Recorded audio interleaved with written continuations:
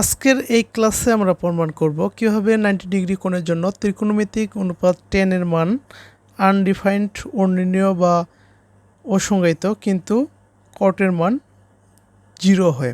তো চলে যাওয়া যাক আজকে ক্লাসে মূল পর্বে। প্রথমে আমরা ধরে নেই থিটা হচ্ছে একটি কি সমকোণী ত্রিভুজের নির্দিষ্ট সূক্ষ্মকোণ।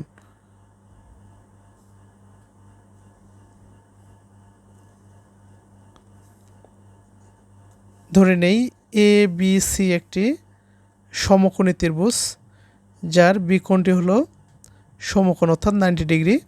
আর আমরা সমকোণী ত্রিভুজের ক্ষেত্রে জানি সমকোণী ত্রিভুজের সমকোণ ব্যতীত অন্য যে দুটি কোণ এ কোণ সি কোণ এই দুটি কোণ কি হয় সূক্ষ্মকোণ হয়। আর এখানে এই থিটা কোণটিকে থিটা ধরে নিলাম, এই সি কোণটি হলো থিটা কোণ অর্থাৎ থিটা কি এবিসি সমকোণী ত্রিভুজের একটি নির্দিষ্ট সূক্ষ্মকোণ।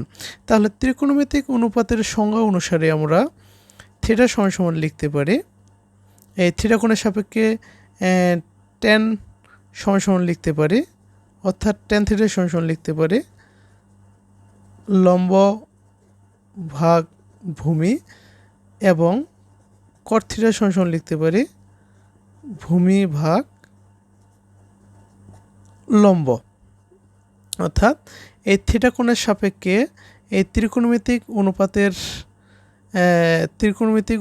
tan এর মান হচ্ছে এই লম্ব এবং ভূমি এই দুটি বাহুর অনুপাতের সমান এবং cot থিটা এর মান হচ্ছে ভূমি এবং লম্ব এই দুটি বাহুর অনুপাতের সমান। এখানে যেহেতু আমরা থিটা কোণের সাপেক্ষে এই ত্রিকোণমিতিক অনুপাতের মান নির্ণয় করব, তাই এই থিটা কোণের বিপরীত বাহুটি হবে লম্ব। আর আমরা জানি সমকোণের বিপরীত বাহুটি হয় কি অতিভুজ।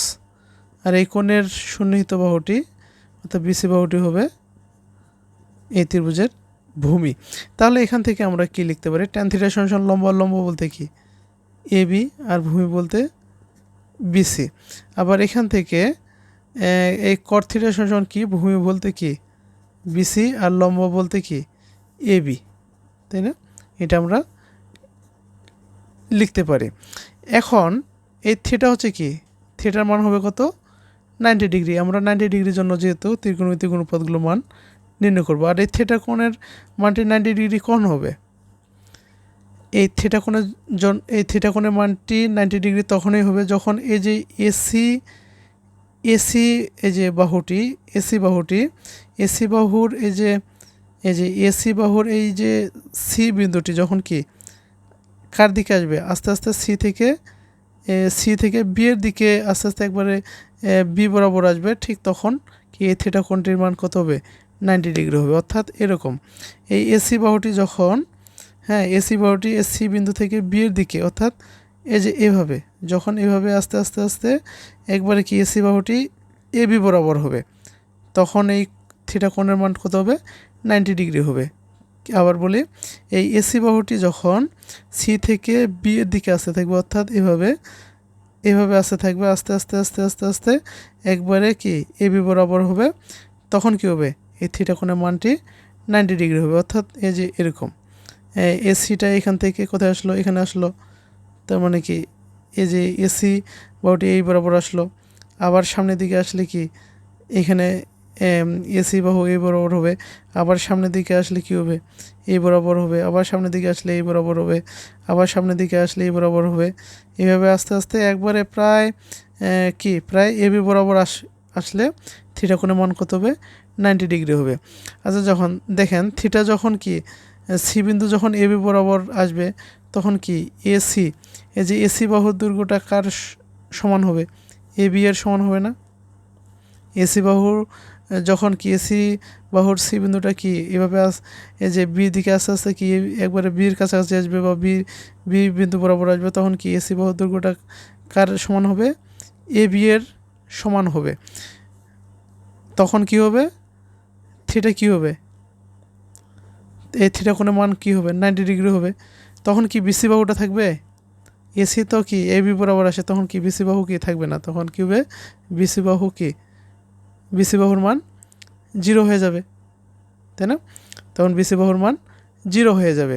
তাহলে তখন আমরা এখান থেকে কি লিখতে পারবো, এই যে টেন থিটা যখন কী হবে 90 ডিগ্রি হবে, ঠিক আছে না। থিটা যখন কী হবে, এই যে থিটা কোণের মান 90 ডিগ্রি বা প্রায় 90 ডিগ্রি হবে, তখন কি হবে, এই যে এবি, হ্যাঁ এবি তো অর্থাৎ কি, এই যে এবি বাহু ডিভাইডেড কি বিসি, বিসি কী হবে জিরো হয়ে যাবে। তো অর্থাৎ থিটা যখন 90 ডিগ্রি হবে তখন কি বিসি বাহু থাকবে না, কেননা এসি বিন্দুটা বি বরাবর আসবে, তখন কি বিসি বাহু আর থাকতেছে না, অর্থাৎ বিসি বাহু কী হবে জিরো হয়ে যাবে। আর আমরা কি জানি কোনো কিছুকে জিরো দিয়ে ভাগ করলে কী হয়, আনডিফাইন্ড, আনডিফাইন্ড বা অসংজ্ঞায়িত, যেহেতু এটাকে সংজ্ঞায়িত করা যায় না, বা অনির্ণেয়, ঠিক আছে।